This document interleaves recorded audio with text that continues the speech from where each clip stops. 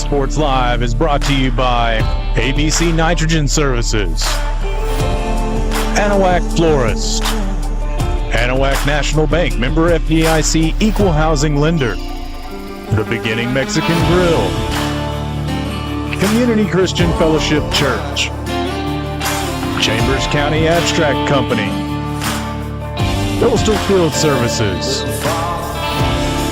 The Crawfish Hideaway, Four Corner Tires and Oil, Your Propane, Jerry's Oysters, Porter's Wild Game Processing and Alligator Farm, Title Services Incorporated, Swanky Insurance Agency, and Wilcox Drugstore in Anahuac.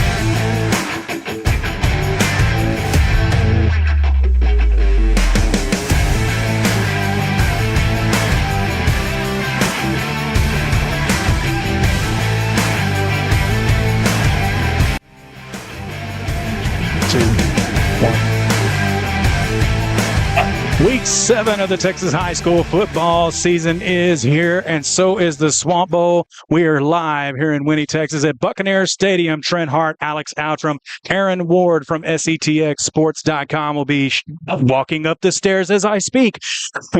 As we present the Crawfish Hideaway pregame show here at the Swamp Bowl 2024, and we welcome everybody in watching on whatever platform that you might be watching on tonight, as we are on Texan Live, NFHS Network, YouTube, Facebook, and of course, SETXSports.com. Tonight is it's going to be a big ball game, as usually with these two teams, you can throw the record book out. Whether that's, both teams doing great, both teams kind of struggling. The good part about this year is we've got two fantastic ball clubs that are going to be playing tonight in the Swamp Bowl. And obviously, the further in district play that you move, the more important the games become. And tonight is just as important as any other ball game that the Panthers have played this year. Well, and it really is. I mean, it's important both to the East Chambers Buccaneers and the Anahuac Panthers, as it will affect how they're seated in the Texas high school football playoffs. I mean, it's a little early to be thinking towards that, but I mean, with Orangefield getting the big win last week against the Panthers, and with East Chambers getting their narrow win against Hardin last week, the playoff picture is going to start coming into focus after this week for much of the district. We got Cold Spring taking on Orangefield over there in Orangefield High School tonight. We're going to be watching that game really closely. But let's talk about the East Chambers Buccaneers for a second. I mean, like you said, you can throw out the rule book when you talk about these two teams when they face each other, because the rivalry game goes back to almost 1949, 48, somewhere in there. And every time that these two teams meet, it's always a knockdown, drag out, and a fight to the finish. And they're coached by their longtime athletic director, Russ Sutherland, in his 14th season here.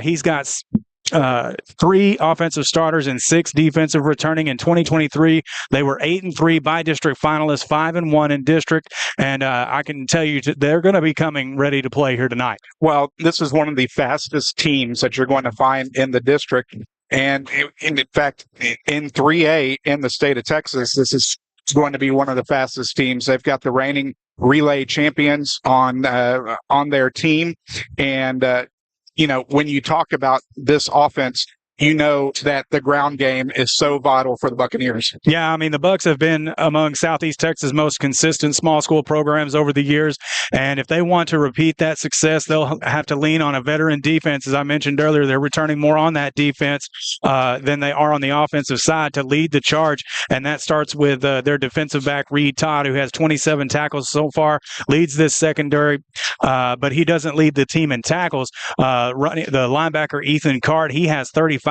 tackles. He returns for a second term, and returns after a second team all-district honors from last year. And like you said, the offense, they're going to have to replace 5 starters, especially on that offensive line, but they returned sophomore quarterback KJ Fontenot, 718 yards so far, 4 passing touchdowns, 718 yards passing, 567 yards on the ground. That's 5 touchdowns rushing. Who was the district newcomer of last year, if I can get it all out. No, absolutely. And, in this game in particular, last year, KJ really put the Buccaneers on his back and carried them to a victory. Yeah, as a freshman, he did really well last year. He was definitely a standout. And the Swamp Bowl last year, we talked about how good of a good arm that he has, but he also gets it done with his legs, as his rushing totals are amongst the best in the district, just as a quarterback, but as a whole. So he's 23 of 36, 316 yards through the air, 3 touchdowns, and I was repeating his last year's stats earlier, by the way. This is this year's stats. Again, 23 of 36, 316 yards, 3 touchdowns. He's got 44 carries, 337 yards on the ground with 3 touchdowns, but he's also got a committee of running backs behind him, starting with junior running back Kobe Jones. Yeah, Kobe Jones has been absolutely fantastic. He's coming into the game, 45 carries, 304 yards, and 3 touchdowns. But that doesn't mean that they won't throw the ball, as the senior wide receiver, Gerald Smith, has 11 receptions for 144 yards and 2 touchdowns, not to mention 21 carries on the ground, 267 yards, and 3 touchdowns for him. They've also got a couple other running backs that they rely on. Sophomore running back Darius Caesar has 32 carries for 154 yards and a touchdown. And Tatum Brasseau has 14 carries for 112 yards and a touchdown. So there's multiple running backs that can hurt you in this offense. But, looking at what they've done so far this year, 4-1, they opened up with a loss to Rice Consolidated and then really got in a groove, defeated Hardin Jefferson 26-7, defeated Liberty in a shootout 42-23. Defeated Una 34-6, and then last Thursday, taking down Hardin in Hardin 26-22. I'm sorry, 28-22 to pick up the victory there. And this offense has just really started to find its groove. Yeah, it really has since that first week 1 loss against Rice Consolidated. They've been able to put up 1,639 total yards, 1,313 of that coming by way of the ground, 326 that through the air. East Chambers is another run-first team that works out of the spread, and last week versus Hardin, they kind of struggled, only scoring 1 touchdown in the first half, and that was off of a pick 6. But Hardin actually led that football game going into the locker room, and in the second half, EC started to turn it around and ended up squeaking by. The Bucs like to run that jet sweep. I watched a little film on them yesterday, but they also often utilize Fontenot's running ability with many designed runs for him. Outside of that, as you could tell from the stats earlier, they use a committee of runners with Fontenot, combining for well over 900 yards on top of Fontenot's 337. Well, yeah, one of the things that head coach Greg Neese talked about in the coach's interview before the game was the defense was going to have to contain KJ Fontenot tonight. The defense is going to have to key in on the edges and make sure that they keep everything inside.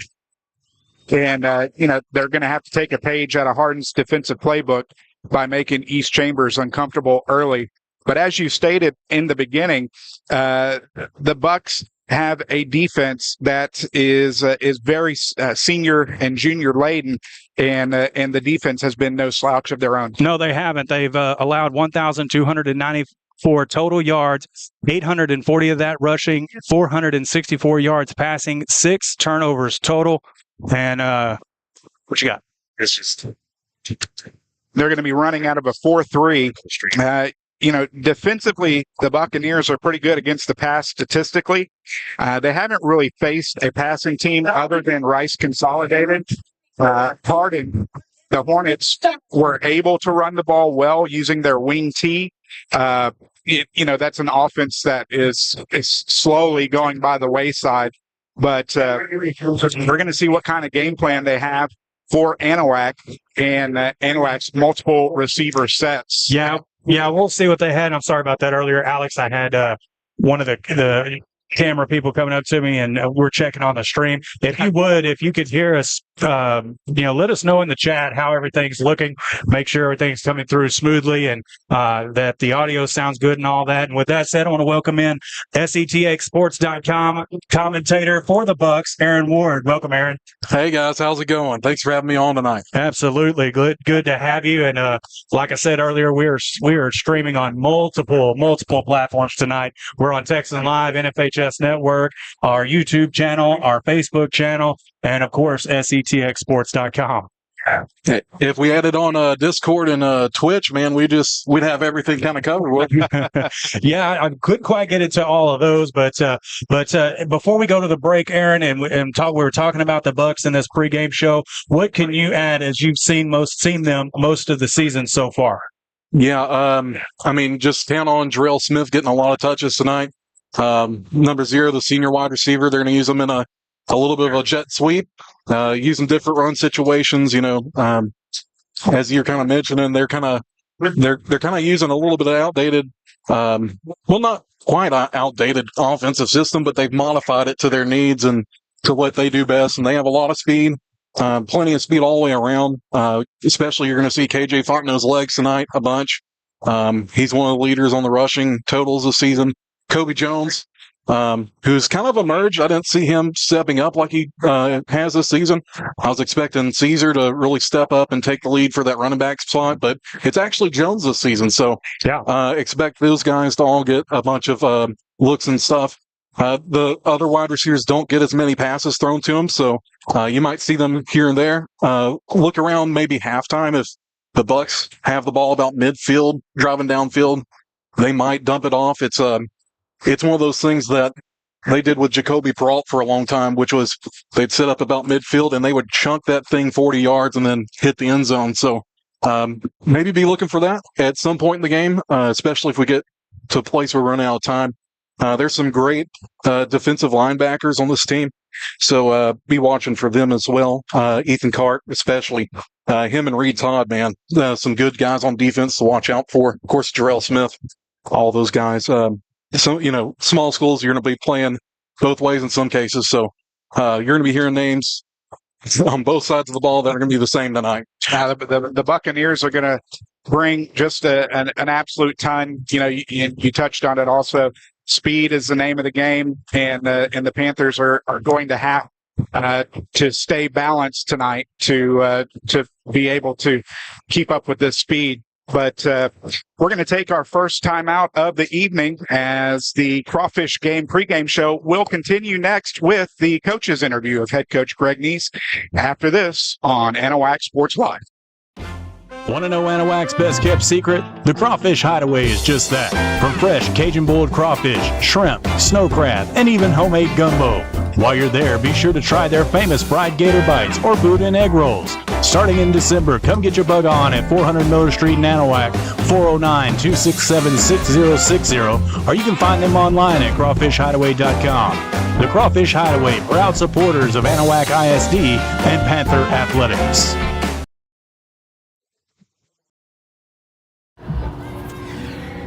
Alex Outram back on the Crawfish Hideaway pregame show, joined by the head coach of the Anahuac Panthers, head coach Greg Neese. And Coach, coming into tonight, 1-1 in district play. Had a little hiccup last week, but as the temperatures start to dip a little bit more, got a matchup here in the Swamp Bowl, and I'm sure all the focus this week was taking care of East Chambers.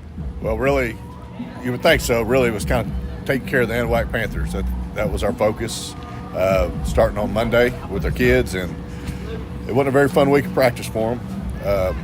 But I feel like we got better and we grew as a team, and I expect us to play a lot better tonight.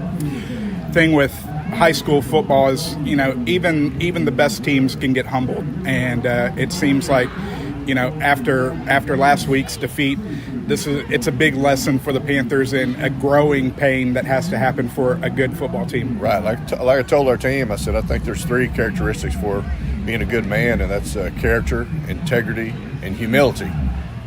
And we probably don't talk about humility enough, but you really can't have good character and integrity without humility.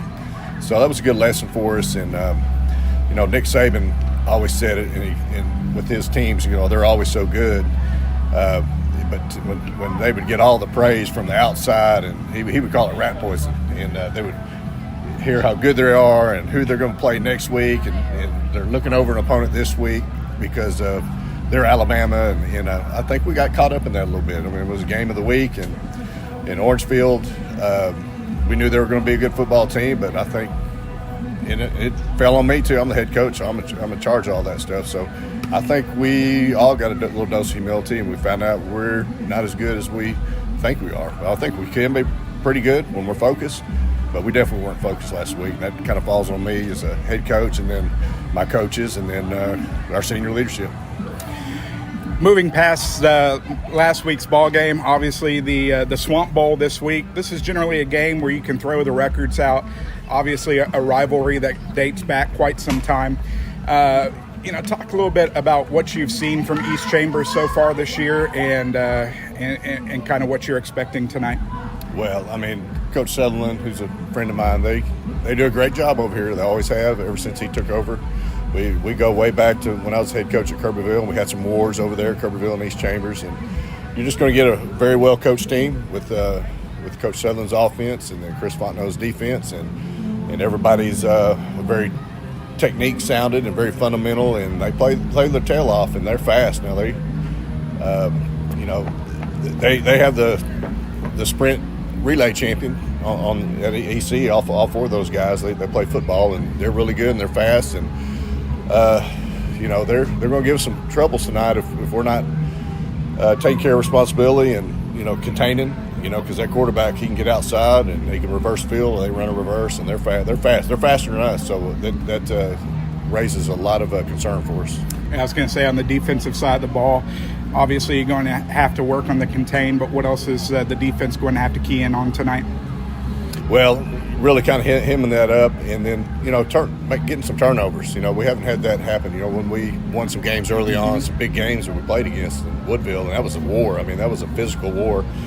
And but we're also able to rip the football out. So, and if we can just be opportunistic and find a way to jar that football loose or maybe pick something off, I think that really helps our momentum and just really gets us really engaged as a team. So, but we'd love to see us, start getting the turnover and win the turnover battle again.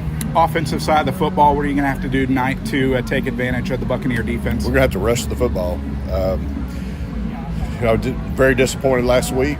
I don't want to harp on last week, but that's all we can go on. We didn't block very good from the offensive line. We didn't block very good from the receiver, running backs, tight ends. But that's probably saying we didn't block very good. We didn't block. It was awful. It was awful. I mean, it was just an effort thing, and I don't know why it happened, but all we can try to do is fix it. And we're going to block for 5 seconds. Play most of the time lasts for about 5 seconds. Block for 5 seconds until you hear the whistle, and I think if we do that, we'll be okay. But we definitely got to rush the football. Keys to victory in tonight's Swamp Bowl?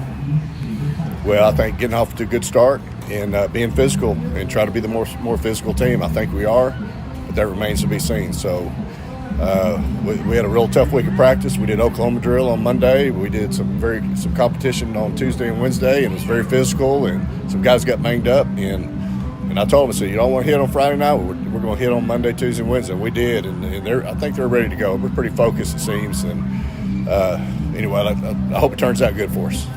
Well, Coach, as always, we appreciate the time before the ball game, and best of luck in tonight's contest. Thank you, Alex. Appreciate it. Head Coach Greg Neese of the Anahuac Panthers, as we'll be back with more of the Crawfish Hideaway pregame show after this on Anahuac Sports Live.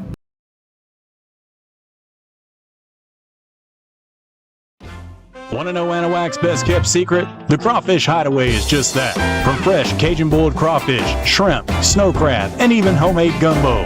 While you're there, be sure to try their famous fried gator bites or boudin egg rolls. Starting in December, come get your bug on at 400 Miller Street in Anahuac, 409-267-6060, or you can find them online at crawfishhideaway.com. The Crawfish Hideaway, proud supporters of Anahuac ISD and Panther Athletics. And welcome back to the Crawfish Hideaway pregame show here live from Buccaneers Stadium. Trent Hart, Alex Outram, Aaron Ward here as we going to talk about the Anahuac Panthers for a little bit. They're so far they're 4-2 on the season. They won week 1 against Cypress Community, won a big game against Woodville. The Garrison win as well. They went to Lutheran South and got down early and was able to kind of come back in the second half, but ended up dropping that one 51-54. Went to Kirbyville for their first district game, won that one 49-6. And then last week, of course, the one that they took on the chin, Alex. Yeah, and that's the first time that Anahuac has not put up any points since 2019, the playoff game against Crockett. And, it's really hard to describe, what it was last week. And, part of what head coach Greg Neese, mentioned at the beginning of the coach's interview was, the effort and the energy. And, those are the types of things, he talked about getting humbled and, I think we're going to see a different Panther ball club tonight that was, from when Brady Barrier has been here with the Panthers, that has been the most unbarrier-like game that we've seen. And if I was to predict something tonight, it's that Brady is going to come out slinging. Yeah, and it's gonna have to be a completely different attitude coming out of the Anahuac Panthers here tonight after coming off that big loss last week. Just the atmosphere last week was not exactly what. It was very reminiscent of the Buna game from last year, just the overall feel of it. But like I said, took a kick to the teeth last week versus Orangefield as the offense just could not get anything going. Nothing really seemed to work. And when it did, things would stall in the Orangefield territory. There would be a costly penalty, especially for that, then there was that big, screen pass to Dello for 60 yards, and then he fumbled it on the goal line and rolled to the end zone out of bounds, and it ended up being a touchback. To say the least, it just did not seem like the Panthers were themselves, as I mentioned earlier. They will need to forget about last week, first and foremost, and they'll have to establish things early offensively here tonight. Get things, go back to the things that work. The quick passes, 6 or 7 yards to get downfield on those screen plays. Check down to runners in the flat when the receivers are covered downfield, but most importantly, control the line of scrimmage. The offensive line is going to have to give Barrier more time in that pocket, let him kind of pick apart this defense. But one thing is for certain, the intensity and the aggressiveness will need to be 100 times of what it was last week if they want to come home with a Swamp Bowl championship. Yeah, and, going back to what Coach Neese said, the offensive line play just wasn't very good last week. He said there's no doubt about it.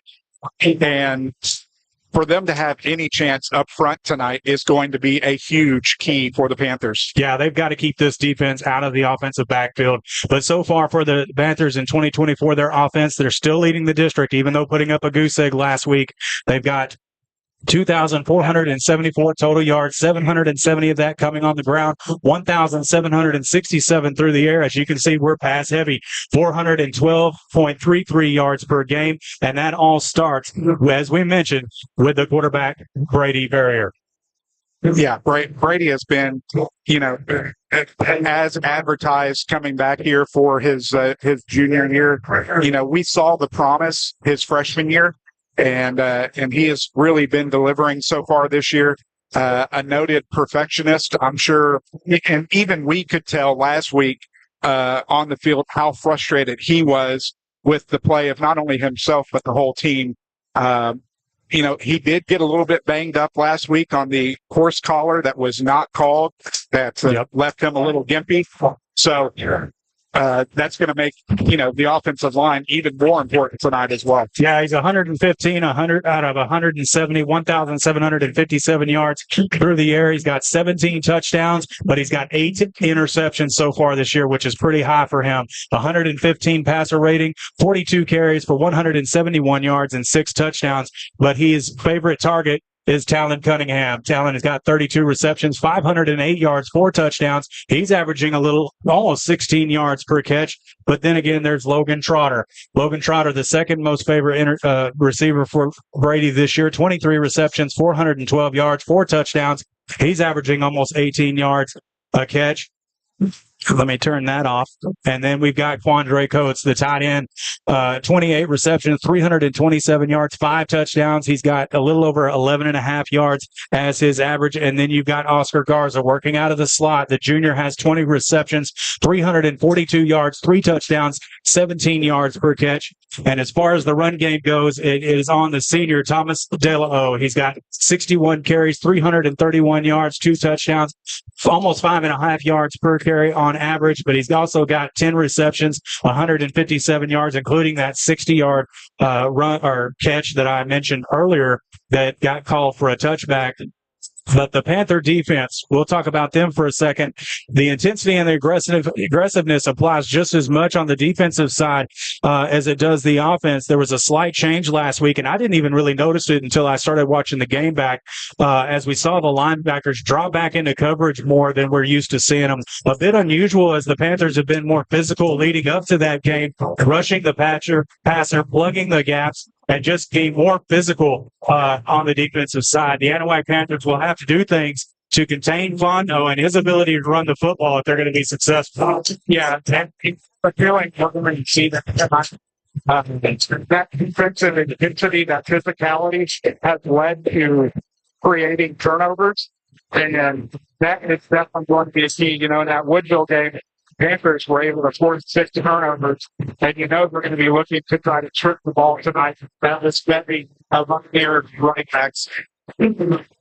Dang, the band is right on top of us over here, and it's hard to hear. Welcome to Buccaneers Stadium. Definitely that. But the Anahuac Panther defense, they've allowed 1,552 yards total this year, 744 of that coming by the way of the rush, 610 yards passing, 258.67 yards average per game. But they've been able to create some turnovers, 9 fumbles and 6 interceptions, and it's all led by Tyler Kelly, 89 tackles, tied for first in the district. He's got 16 tackles for a loss, 4 quarterback hits, 3 sacks. Justin Netterville, he's got 39 tackles for a loss and 3 quarterback hits. Caden Campbell is up next right after him, 37 total tackles, 3 for a loss, 3 quarterback hits, and a sack. And then there's Jesse Wilcox, who's got 28 tackles and 5 quarterback hits.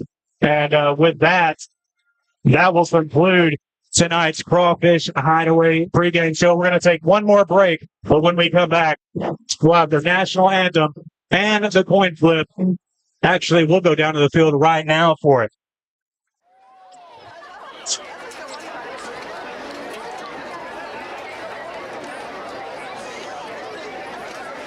Will you please rise for the singing and the playing of the national anthem? Gentlemen, please remove your hats.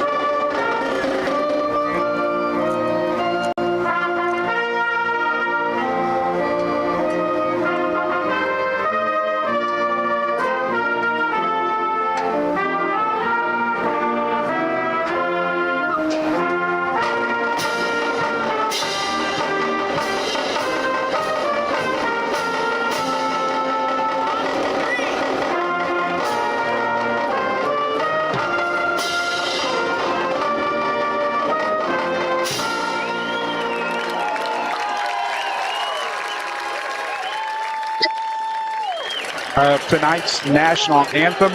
As we said, Anahuac Sports Live proudly presents the 2024 Swamp Bowl here from Buccaneers Stadium on the campus of East Chambers High School. And Aaron, you touched a little bit on the Buccaneer offense earlier. What have you seen from the Buccaneer defense? What's been the strength of their defense? I feel like it's a little bit in their linebacker group. Ethan Cart, especially being as part of that group. He's been with the Buccaneers for a while, been a starter for them. And then also, too, a person that's kind of stepped up over this season has been Edmondson. I believe their defensive end. I think he's listed as number 10. He's only a sophomore, but he's defensive end, defensive line. He plays a really good game at the line there. He actually had a pick 6 earlier in the year against HJ, so he can catch and run too. So just be looking for that. Of course, the speed for East Chambers is something you always want to talk about, and so you don't want to count out, Reed Todd as well. He'll be mixed in. You're probably going to see Corbin Moore. Corbin Moore took one to the house against Hardin last week. Took it for about 70 yards there, so be looking out for him. There's some good guys on the corner, but they're all kind of spread out. It'll be an interesting ball game for sure. We'll see how well they'll handle the pass game, because I don't think they've been tested quite as much as they will be tonight.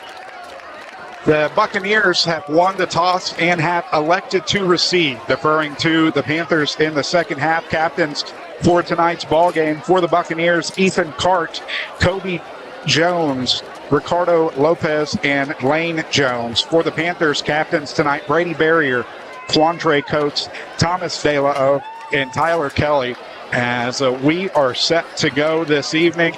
Great turnout on both sides, as the Anahuac visiting side is pretty much completely full. East Chambers filling up their side, and going to be a lot of fun this evening, gentlemen. Definitely that. I mean, it always is for the Swamp Bowl, and something special that Anahuac Sports Live was able to do. We got a new traveling trophy, so to speak, a new championship belt for the Swamp Bowl that the Anahuac Panthers and the East Chambers Buccaneers in hopes will be trading that belt, and it'll be the inaugural handover to the winner here tonight. I'll be going down there, so be looking on all of our socials for that video to pop up either tonight or tomorrow. But definitely excitement in the air for this game here tonight. Yard Plate has the ball teed up at the 40. Newton ahead early, 12-0 in the second quarter. Wow. That's, was so torn on that game. You've got the 3 of the Eagles. We were able to see Woodville earlier this year, and, was thinking that Woodville might have the athletic advantage, but so far coming out and starting that ball game strong. Yeah, I think the Newton Eagles are looking to prove that the hype was not real. Opening kickoff up to tonight's ball game. This plate gets under it, and it's going to be taken from the 17 across the 25-30 down the sideline. And the get whipped out of bounds in pretty good territory. And on the return, Tatum Brousseau setting up the Buccaneers with pretty good field position. Yeah, Brousseau, just reading the play there, you could tell he kind of waited for a second, paid attention to where his blocks were, and he found an open gap there, made the best where he could. First down and 10 as the Buccaneers set up shop back our own 41-yard line, open the ball game. Yeah, important for the Anahuac Panthers to establish something here early, but just as important for the East Chambers Buccaneer offensively. So Faulkner got him. Stacked running backs to offset to the right, fakes the handoff, looking right, throws, is going to land in midfield, cuts it back inside, cuts it back outside, 30, 25, huge game to open up the game here. Did a fantastic job there with Jarrell Smith turning back in there after the catch, finding a way to get through the defense. You can expect some explosiveness from him tonight. 40 yards on first down, and the Buccaneers are in business in Panther territory.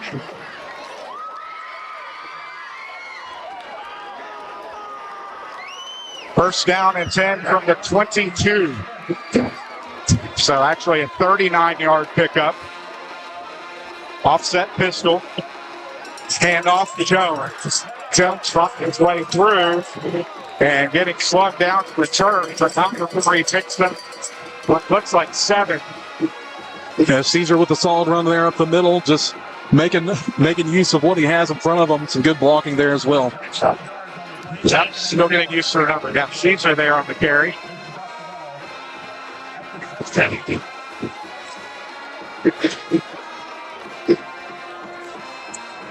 It's so loud up here.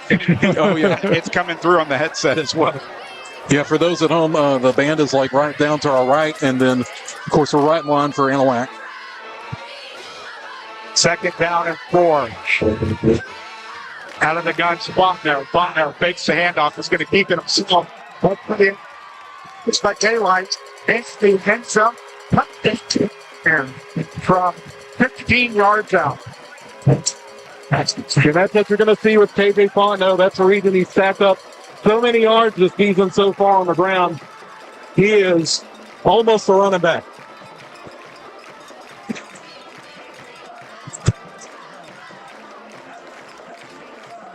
On the deck on the point after. Kick it up.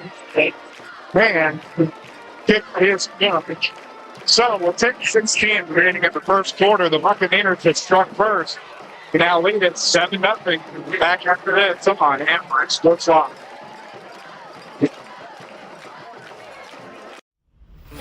Anahuac Sports Live is brought to you by ABC Nitrogen Services, Anahuac Florist, Anahuac National Bank, member FDIC, equal housing lender, The Beginning Mexican Grill, Community Christian Fellowship Church, Chambers County Abstract Company, Coastal Field Services, The Crawfish Hideaway,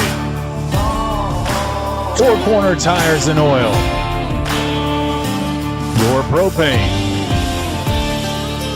Jerry's Oysters, Porter's Wild Game Processing and Alligator Farm, Title Services Incorporated, Swaukee Insurance Agency, and Wilcox Drugstore in Anahuac.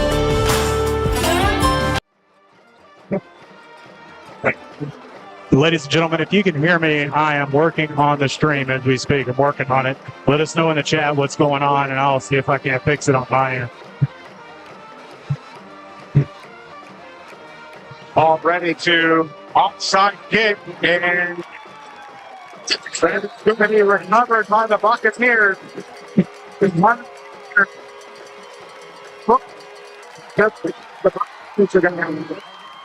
Panther territory. A very interesting move there from Sutherland. Striking pretty hard there, trying to get some momentum and get a gap between the Anahuac Panthers and them.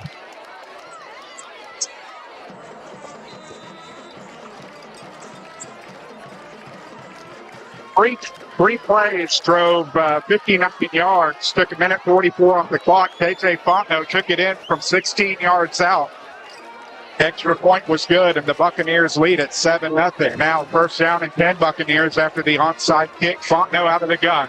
Hands it off to Caesar. Caesar's going to be met at midfield. They're going to give forward progress to the 49, but that's going to be a loss of 1 on the play. Second down and 11. Yeah, good job there from Netterville there at the line.